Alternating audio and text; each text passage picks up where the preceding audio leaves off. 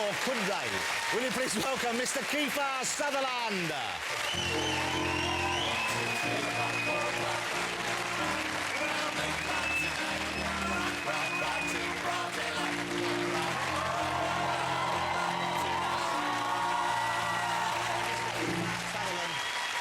Kiefer, great to have you here.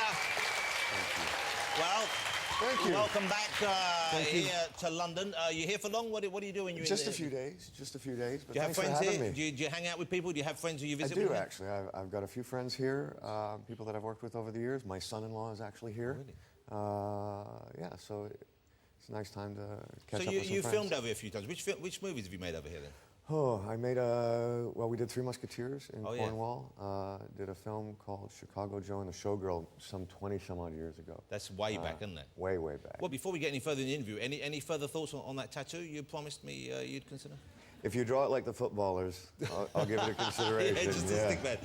Okay, it's I guess an exciting time for you in some ways, but at the same time, a sad time for us that it's been announced this is the last season. Yes. Of 24, the 8th season, which Yeah. I know Well, I don't want it to. Thank you. You must have another 5 or 10 in you. Come on. Well, we've wanted to make a film, the film version, for a very long time, and it's such a demanding task for the writers. Well, yeah. Well, it's not only a hard thing to write, I guess, but also for you guys, it must be like making. It's like 24 feature films. It's the equivalent of 12 films a year. But the real task is for the writers. And so we had always agreed that when we were doing the show, we wouldn't consider the idea of a feature film. And finally, Howard Gordon just said, I want to do the movie. And so, it's going to be actually a really nice change for us, because even though the series has really revolved around the real-time aspect of the show, the film will be a 2-hour representation of a 24-hour day. So you can, I guess, play around with it more. Well, in the series, we always had to have the crisis come to us. Yeah. Now we can go in search of it. And I guess also, I mean, you won't have to keep answering that question about when does he go to the toilet. Yes. Because yeah. We're dedicating a whole moment to that. That's our ending. Finally, see Jack Bauer relieve himself. With a hot dog. Because everyone... Eating a hot dog on the toilet. And recharging his mobile phone as well. Yeah. Because they're the things people always pick up on. The mobile phone finally doesn't work. Yeah, yeah. But what a great success it's been for you. Oh, it's been the gift of a lifetime. And so, yeah, it's a very bittersweet situation. I think even though Howard and I believe that it was the right thing to end the series and move into the films, we were not prepared for the emotional kind of reaction. We've worked with the same people, the 125 people, just like you have your crew, which last time I was here, they took me out and got me quite drunk. They're good people, you're good. Yeah. You're good. But we've worked together 14 hours a day, 5 days a week for 9 years. And they become, I know it always sounds trite when people say it, but they do. They become like your family. I spent more time with them than I did my own family. And so the very last day, people were very funny, and it was actually a very hard shooting day. It was a great day, though. But the second they called that last wrap, I watched some really tough guys fall apart. And so it was a really moving kind of day. And had you prepared yourself for that moment, or did it kind of hit you later on that it was over in that way? I thought I had prepared for it, and I went to say a few words to the crew and how much this time had meant to me, and I remember my bottom lip started to go, and I lost my voice. So as much as you think you can prepare for a moment like that, it was much more difficult than I had thought.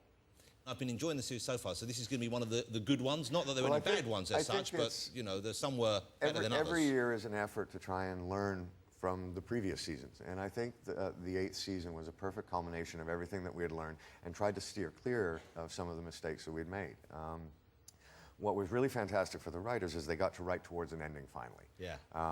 And so if you take a look at the first 7 seasons, all of the things that Jack Bauer ends up having to deal with are crises that are really threatening the world.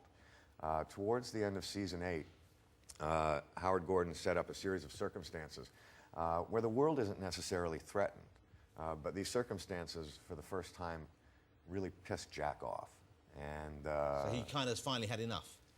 He's mad, and it's a personal thing, and so he goes out kind of in a serious blaze of glory. But this must take a lot to make him mad, because he's been tortured by the Chinese, and he cut a friend's hand off, and he died and was brought back to life. Twice. Right, so if that didn't piss him off, I don't know what they've done at the end of this series. You're going to have to watch it, but I think you're going to like it. Is but it it something is a real quite change of small, pace. like when you stub a toe going to the bathroom at night and it just tips him over the edge? It's probably not being able to find a bathroom all these years. Or catching himself in his own zip. And when we meet people who have played a role for a long while, like you have, you've inhabited it, and you kind of are Jack Bauer to us, of course. No one else has played him. We want to see you be a bit of Jack Bauer. Do people expect you to be somehow more like him than you? Do you play up to that? I probably get called Jack now more than my real name. Yeah. And the worst part is I think I've started to respond to it, which is kind of embarrassing. But for me, Jack Bauer, I mean, the real difference between myself and Jack Bauer is Jack Bauer's just in a much greater hurry. Yeah. I could go to a restaurant and just say, I want a glass of water. Jack Bauer's, I need a glass of water. It's not funny! It's quite funny, Jack. Can I call you Jack from now on? You can do whatever you want. It's your show. Can I ask you, was extra care taken over Jack's final words in the series and what the character gets to say at the very end, or? Yeah, there's well, I don't want to spoil it, but there's actually a very touching kind of moment, and I don't think the other actor or myself kind of thought it was going to be. What was very odd is we shot, and I didn't notice it till the last moment, but the scene we shot was scene 24-24, which was really bizarre. But no, we shot out of order, and actually we were very lucky to, because that last moment actually worked. We were quite proud of it, and we think worked quite well, that we then really got to build everything up towards it, so we shot it quite early. And does he show emotion at the end? Because over the... Well, I can't tell you that. But over the 8-9 years, you know, he's only really shown us that. I mean, we know it's all going on, but openly, there's only been like one or two... You see a lot of emotion in the circumstances that conspire to piss him off. You see a lot of emotion through that, yeah. Yeah, which is basically him coming apart. What about you in real life, Keith? Are you an emotional guy? Are you someone who lets it out? I know you like. Famously, you like to party. Oh yeah. Yeah, and that's a healthy thing. Thank you. That's a good thing. But do you are you in touch with your emotions? Do you share that side of yourself with Every people? once in a while. Yeah. I mean, do you have children? Oh yes. Yeah. So I mean, I find myself in those moments. For instance, my daughter just graduated at NYU. And she was on the dean's list as an honor student. And she got this wonderful letter, and she gets to wear a gold tassel at her graduation.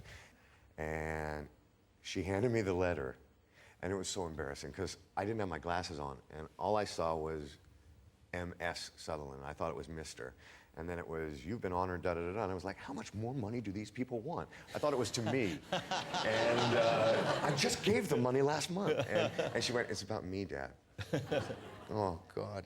And so I got my glasses on, and I started reading the letter, and it talked about her grade point average and her success, and how thrilled they were to have her in a school, and her certificate. And I did start to lose it there. But yeah, so things like that, yeah. But what a lovely thing to be also, you know, to have that going on. For her to be doing that well, that must fill you with pride. Yeah, no, it's astonishing, actually. I mean, because I did not have a very great scholastic career. So I'm just so grateful. I find this hard to believe because you look very youthful, but you're a granddad as well. Yes, yeah. That's remarkable. Four-year-old grandson named Hamish. How lovely. Yeah. And are you hands-on? Do you get to spend much time with him? Hands-on and off. Yeah. Yeah, I mean, because it's...